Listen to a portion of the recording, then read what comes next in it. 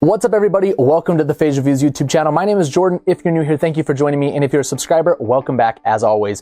On the table and to my left, I have a new budget column array system from the company PRORECK. This is their Party 10 model. It has a lot of great entry-level features, perfect for those of you who are solo musicians looking to do a coffee house gig or a light background music, or those of you looking to throw a party at your home or in your backyard. In this video today, I'm going to tell you about everything that comes inside the packaging, talk about the important specs and features, give you a quick sound demo of this in action, and then let you know my final thoughts. Before we do that, make sure that you subscribe and ring that notification bell so you don't miss any content coming in the future, and that you also like the video and leave a comment as things go on if you enjoy what you see. Enough about that though, let's take a look at the PRORECK Party 10. Now, first things first, what do you get in the package? Well, you're going to get the base unit, which contains the amplifier and the mixing section. It is made of plastic. It is relatively easy to transport even for someone smaller, and I haven't had any issues toting it around with the included carry handle that is on the top of the unit. Now, you're also going to get 3 column sections. 2 of these are just used to elevate the third section higher up. They don't contain any speaker drivers, but this top unit contains 4 of the mid-high range drivers, and all of these slot together using a rather unique system. Instead of going down, like I've seen a lot, you actually hook them on and push it forward to lock it in. It's much more secure, I must say, and it's less wobble. It's a little bit tougher to get in and out, but I think the trade-off in stability is worth it.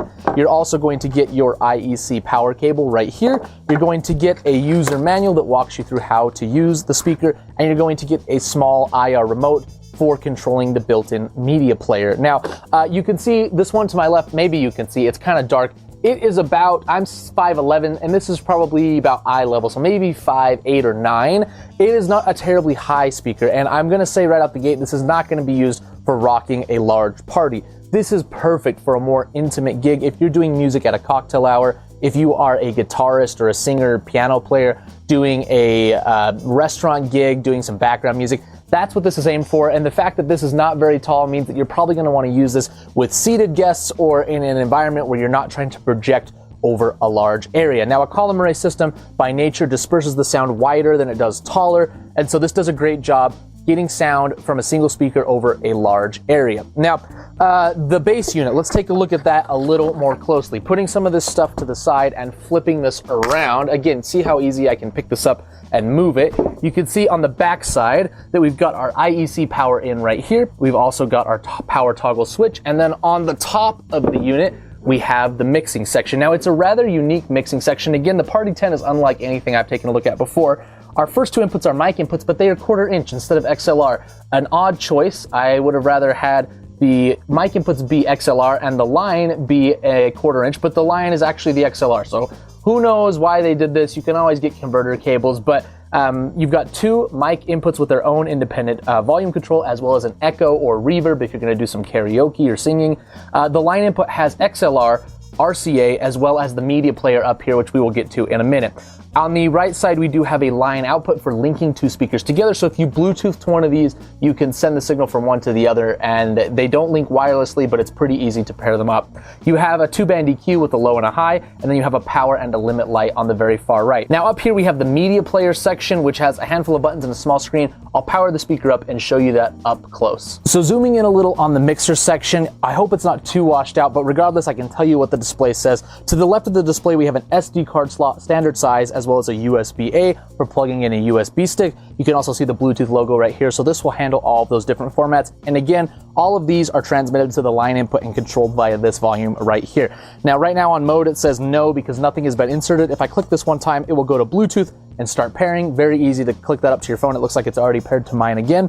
Clicking it a second time will go to the line. This is for your wired input right here. And if I had the other media options in there, clicking the mode would take me back to those as well, but I don't, so that does nothing. Now we've got back and forward buttons for shuffling to your tracks if you're using one of the media players. We've also got a repeat if you want to just have a playlist going in the background. Great, again, for music where you're just kind of setting and forgetting. And then you also have a play pause button right here. Super easy to use this. I'm glad they have this. This is the ultimate backup option. You know, most of us are gonna wire in a mixer or some other audio source, but it's nice to have this as a backup if things go haywire. So I'm going to cut the video over to a quick sound demo of these speakers in action, again using both of them through a wired connection to a smartphone playing music from YouTube's free audio library. It's just royalty-free stuff. I will preface the sound demo by saying I don't enjoy these a ton because by the time the audio goes into my camera's microphone, is uploaded, edited, compressed, put on YouTube, streamed through whatever headphones or speakers you have. It's not going to actually be a true representation of the sound,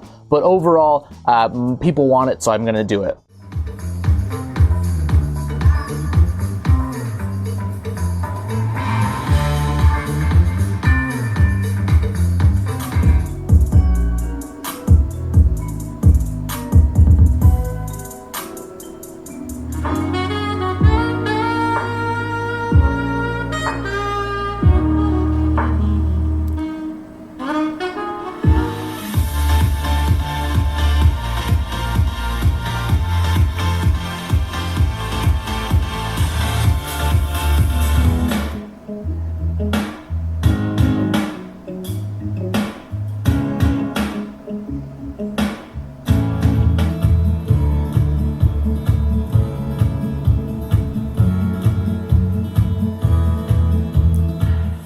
So final thoughts on the PRORECK Audio Party 10 system. Well, this is a very compact system and it's very easy to operate. However, I do think it's aimed at the entry-level market. The volume output from these guys is not exceptional. You are not going to be rocking a party, and you're really not going to be going above background music levels with this guy. They just hit the limiter too easy. The sound quality is great when you keep them within their means, but if you're hitting that limiter, it's going to distort. Again, as I mentioned in the intro, if you're just playing some light guitar music and singing in a coffee shop or restaurant, no issues at all with these guys. If you're trying to rock a dance party full of 16-year-olds, even if it's only 30 or 50 of them, these are probably not going to be able to keep up. So who is this aimed for? Solo musicians, DJs putting this somewhere to play background music off of a USB stick, things of that nature. I think it will excel in that environment. So if you want to read more about these or check them out, buy for yourself, I will include a link down in the description. You can go buy through there and support the channel if you want. It doesn't cost you anything. And if you're not going to pick these up today,